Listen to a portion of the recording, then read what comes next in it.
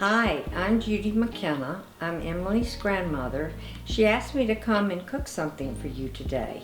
Well, this is kind of strange because I've retired. Nevertheless, I've come to cook for you.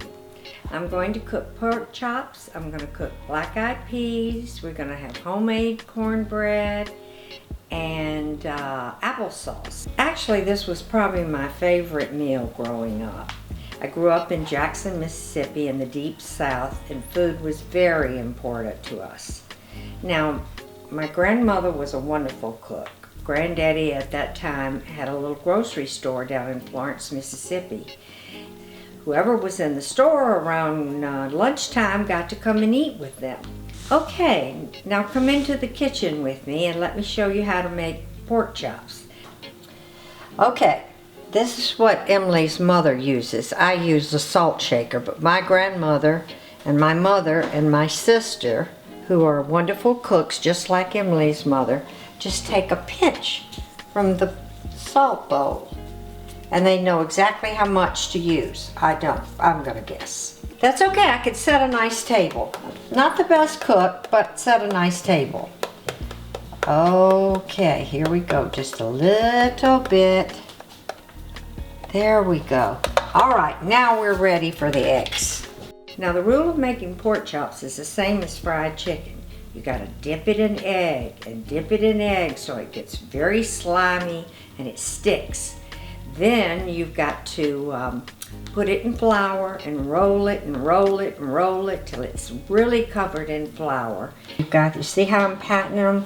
You wanna make sure that all this flour stays on the pork chops. See, now that's not on very well, is it? We may even dip that one again, because that's what makes it good, is all the fried flour on the top of it.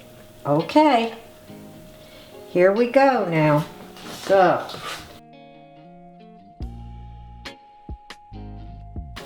You want the sizzle of pork chops.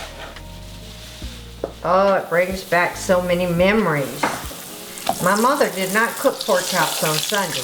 After church, everyone came over and she cooked fried chicken. And she would fry, probably 2 chickens, but it's the same procedure.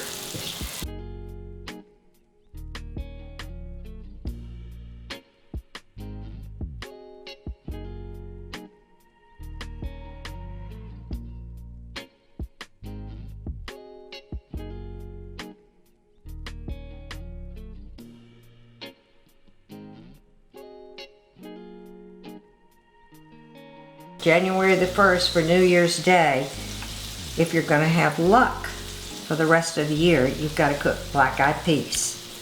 So it's been a tradition in our family for a long time. You always got to have a scoop of black-eyed peas, and they're very good with just pepper and salt, and just let them heat up, and you can do this yourselves. Just open a can of black-eyed peas and they're just wonderful with everything. Black-eyed beans are best served with chopped onions. Oh, it makes them so good. Or you could put a little jalapeno in them. And, but we like chopped onions. We like black-eyed peas and pork chops and chopped onions and applesauce and cornbread. So, I'm going to start looking at these and maybe turning them a little bit. These two are stuck together. They're hard to turn. Oh yeah. There you go.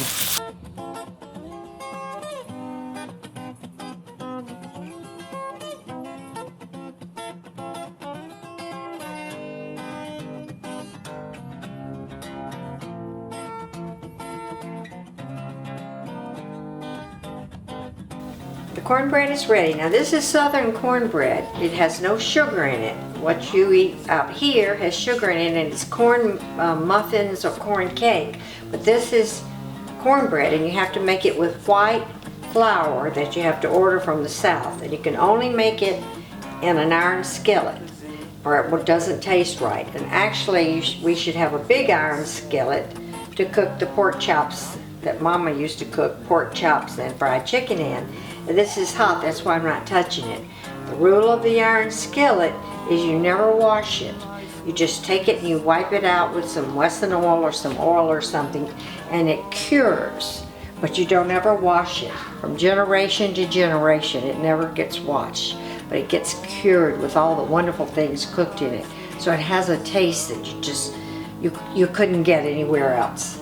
So here is the cornbread mix.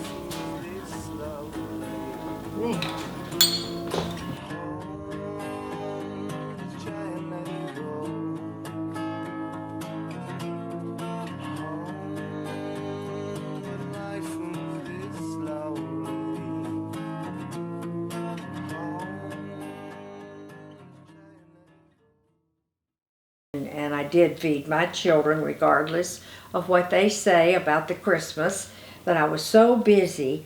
I went to the grocery store and they were standing out there in the yard. "Oh, Mom, what'd you get?" I came home with 25 frozen dinners.